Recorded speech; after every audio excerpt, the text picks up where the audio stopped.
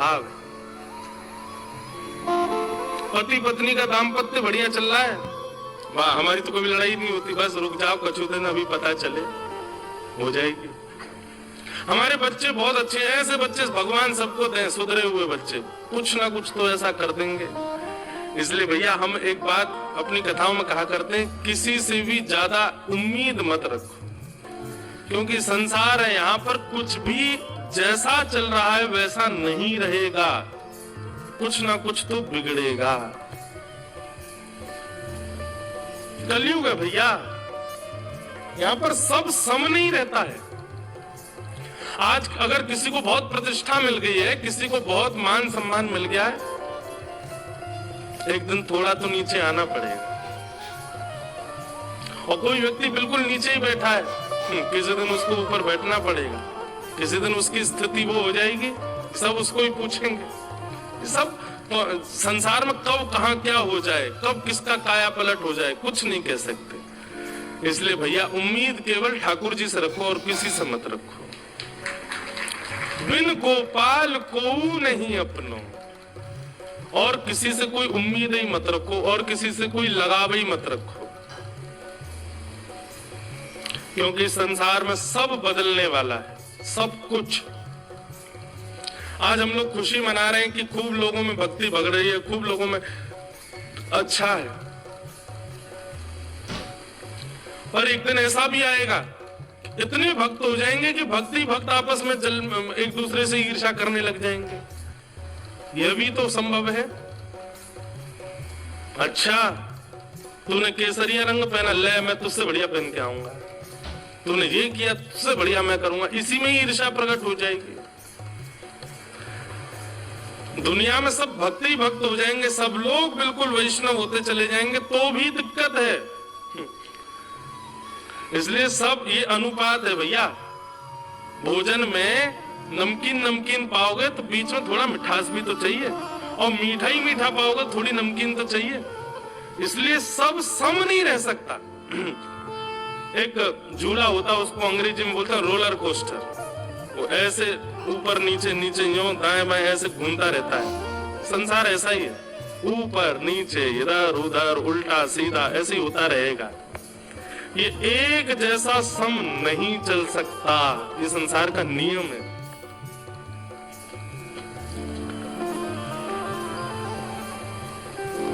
राजा परीक्षित के राज्यकाल का अगर आप लोग भाव सुन लेंगे ना, तो कहेंगे ऐसा राजा तो कोई हुआ ही नहीं होगा। कहते कारागृहों में जंग लग गई थी परीक्षित के राज्यकाल में। क्यों? कोई बंदी बनता ही नहीं था, कोई गलत कुछ करता ही नहीं था। जितने भी सिपाही हैं पकड़ने वाले, ये सब अपने घरों में ही पड़े रहते थे, सब मोटे हो गए थे। क्यों? मेहनत करते ही नहीं थे, कुछ करने का कोई जरूरत ही नहीं है, क्योंकि गुनाह कोई करता ही नहीं था। ऐसा था परीक्षित का राज्य।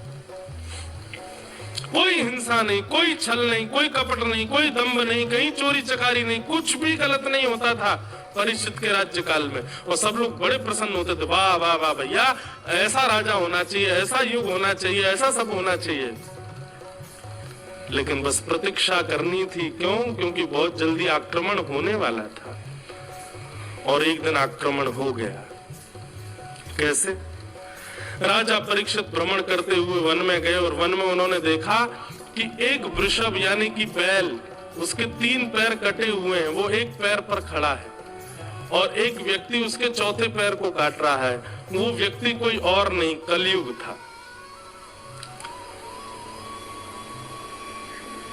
कलयुग को देख करके राजा परीक्षित ने तलवार निकाली, बोले मेरे राज्यपाट में हिंसा करने वाले तुम कौन हो?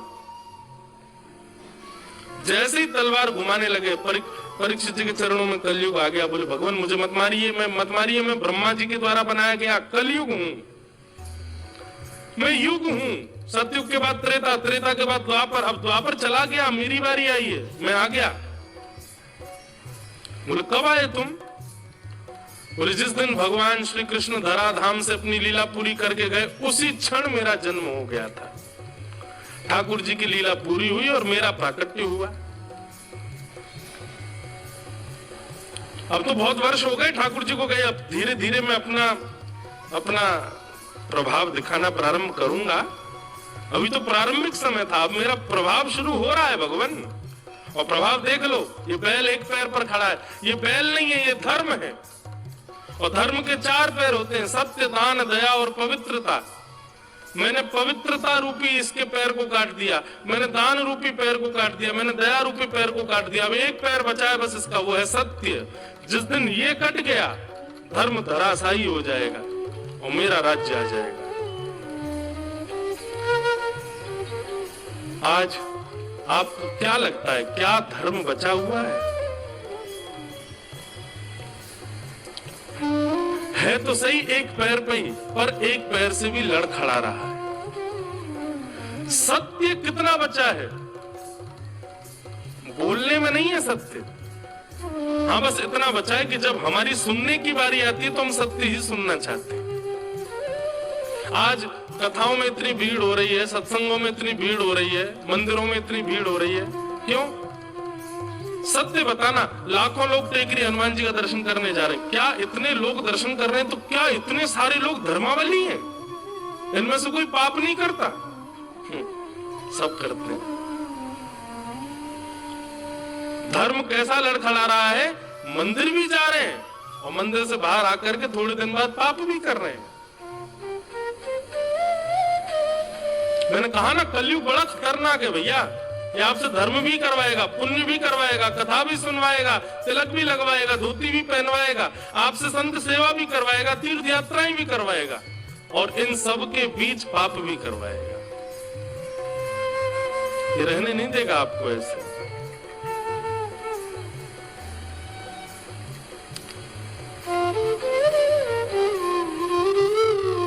बस इसीलिए मैं बार बार कहता हूं, हम पे समय बहुत कम है।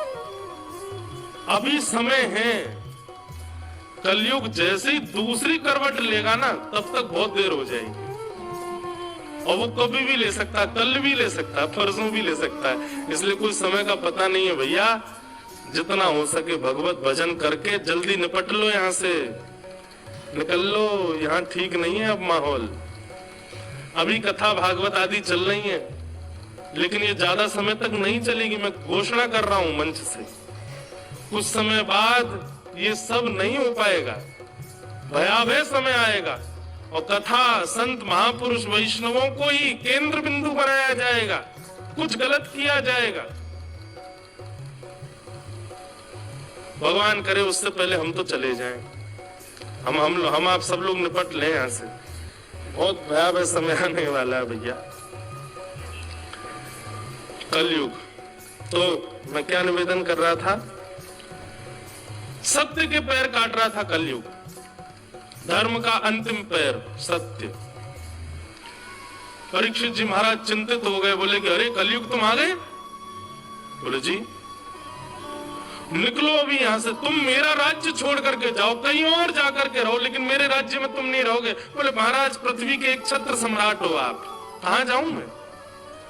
पूरी पृथ्वी के राजा हो, पूरी पृथ्वी पर मेरा आक्रमण। राजा परीक्षित बोले मैं जीने तो नहीं दूंगा तुमको यहाँ पर। बोले ये ब्रह्मा के द्वारा बनाया गया नियम है, आप इसको तोड़ नहीं सकते, आपको मुझे स्वीकार करना पड़ेगा। हाँ, आपकी इस वेदना को मैं थोड़ा सा इसका समाधान ये कर सकता हूं कि आप मुझे स्थान दे दीजिए कि ये तेरे स्थान है, तुझको यहीं रहना है। मैं आपको वचन देता हूं, उन स्थानों का मैं कभी त्याग नहीं करूंगा, मैं उन्हीं स्थानों में रहूंगा। और आप खुद देखिएगा, ये संसार के लोग खुद मेरे पास आएंगे, आप मुझे स्थान दो। परीक्षित जी बोले मैं ऐसे स्थान दूंगा कि कोई जाएगा ही नहीं तुम्हारे पास। बोले देख के दे लीजिए, जितने बुरे से बुरा स्थान दे सको दे दीजिए, लेकिन मैं भी वचन दे रहा हूं, ये कलयुग है महाराज, मेरा युग है, आदमी स्वयं मेरे पास आएगा। और 5 स्थान दिए कलयुग को। आज भी बंधुओं, और कलयुग के अंत तक भी कलयुग केवल 5 ही स्थानों पर रहेगा, लेकिन प्रभाव वो सब पर करेगा। और 5 स्थान कौन कौन से?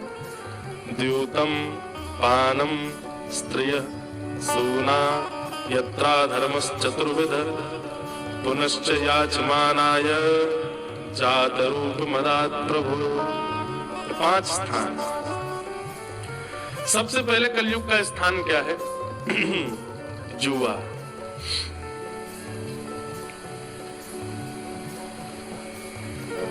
खेल कोई भी खराब नहीं होता, लेकिन उस खेल में प्रयोग किया गया धन और उसको बाजी लगा भी खराब नहीं होता, लेकिन उस खेल में प्रयोग किया गया धन और उसको बाजी लगा करके फिर खेला जाए, वो कलयुग है।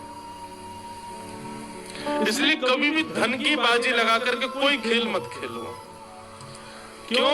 आपने शौक में 10 रुपए लगा दिए और फिर आपने खेल खेल लिया, वो 10 रुपए एक ना एक दिन 10 करोड़ का नुकसान करवाएगा आपको। आप कहेंगे जुआ खेलना पाप क्यों है? वो आपके लिए धन है, पर आध्यात्मिक दृष्टि से वो लक्ष्मी है। आप लक्ष्मी को दांव पर नहीं लगा सकते। लक्ष्मी हमारी माँ है, अपनी माँ को कौन दांव पर लगाता है? लक्ष्मी नारायण की पत्नी है। किसी की पत्नी को दांव पर लगाओगे, अपनी माँ को दांव पर लगाओगे, रह पाओगे खुश? इसलिए जुए में कलयुग का निवास। द्यूतम। दूसरा स्थान है पानम।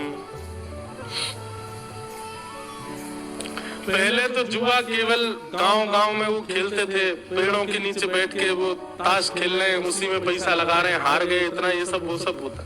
आजकल आधुनिक जुआ हो गया है, अब अलग प्रकार का जुआ खेलते हैं लोग। और एक बात कहिए, 500 की 1000 की शर्त जो लगाते हैं ना, लगी 500 की शर्त, ये भी जुआ है। अगर ऐसा हुआ तो तू 500 रुपए मुझे देगा, ऐसा हुआ तो 200 रुपए मैं तुझे दूंगा, ये भी जुआ है। ऐसा नहीं, उसमें कलयुग का निवास। द्यूतम।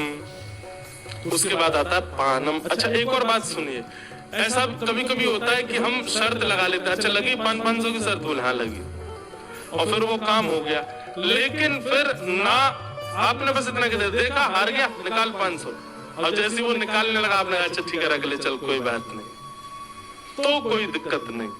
पर हाँ पीछे ही पड़ गए, बोले देने पड़ेंगे 500 बेटा तुझे, तू हारा है मुझसे, तो वो निश्चित है कि वो आपका सर्वनाश करेगा। तो द्यूतम। दूसरा स्थान है कलयुग का पानम।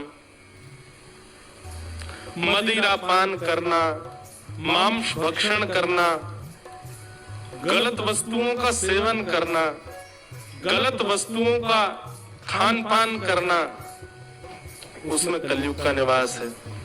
तंबाकू, बीड़ी, सिगरेट, मांस, मदिरा, इस प्रकार की वस्तुओं का सेवन करना, उनका सेवन करने से कलयुग का प्रभाव होता है। इसलिए भैया इनसे बचो।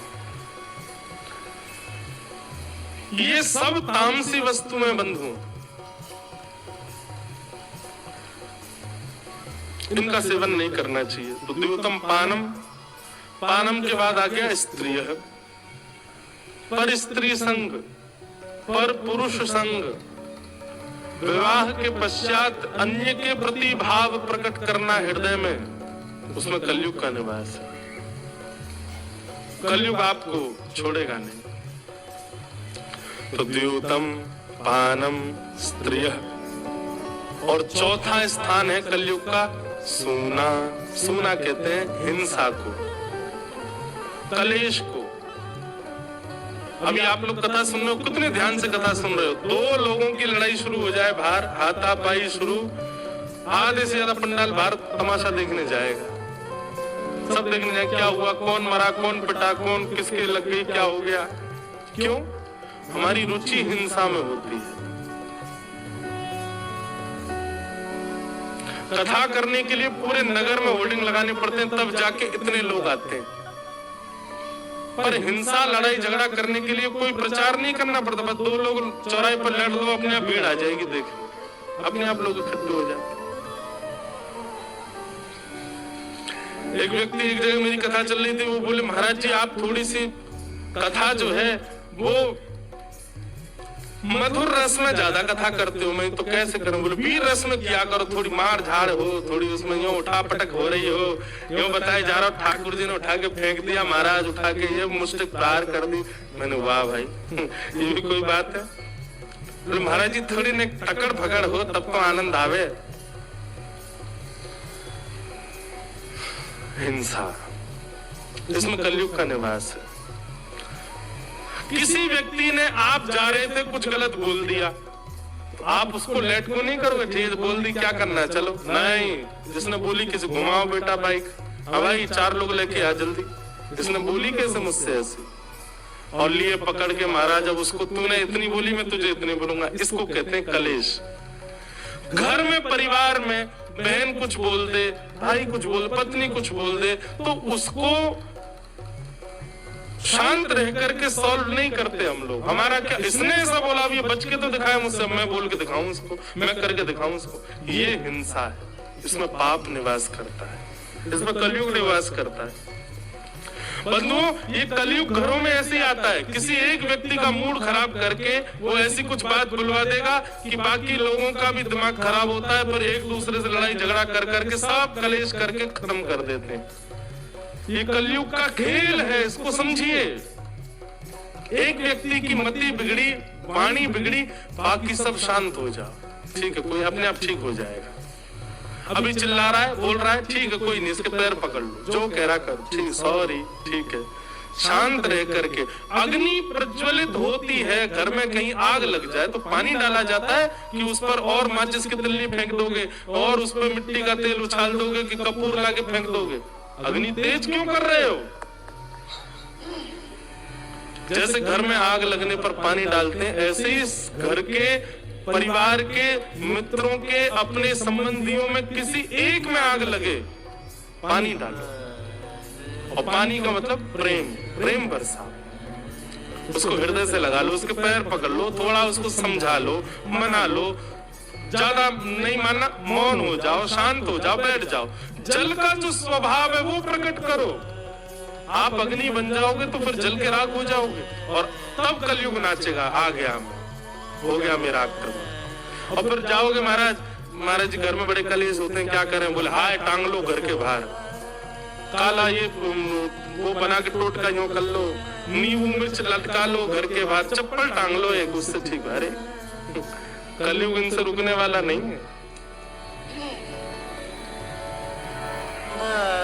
कलयुग का प्रभाव आपके परिवार में हो, आज के बाद अब घर में देखिएगा, कभी भी अगर कलेश की नौबत आवे, समझ जाना ये कलयुग है। और हमको अग्नि बनकर के नहीं, हमको जल का काम करना। हम जल कैसे बने ताकि शांत हो, उसको आने मत दीजिए अपने घर। द्यूतम पानम स्त्रिय सूना। अब आया पांचवा। पांचवा क्या है? बिना मेहनत के कमाया गया धन, बिना परिश्रम के कमाया गया धन, घर बैठे बैठे कमाया गया धन, उसमें कलयुग का निवास। सोचिए, जहां बुद्धि ना लगती हो, जहां शारीरिक श्रम ना होता हो, जहां पर आपका दिन घर के बाहर व्यतीत ना होता हो, ऐसे जब आप धन कमाते हैं तो वो आपके हृदय को विकृत करता है, आपकी बुद्धि को विकृत करता है। बीच में एक टाइम आया था, वर्क फ्रॉम होम कर रहे थे सब लोग, घर से काम कर रहे थे, घर से पढ़ाई कर रहे थे, बच्चों के स्कूल बनते तो घर से ही पढ़ रहे थे। सही बताना, क्या हो रहा था वर्क फ्रॉम होम? क्या पढ़ाई हो रही थी बच्चों के घर पे? कुछ नहीं हो रहा था।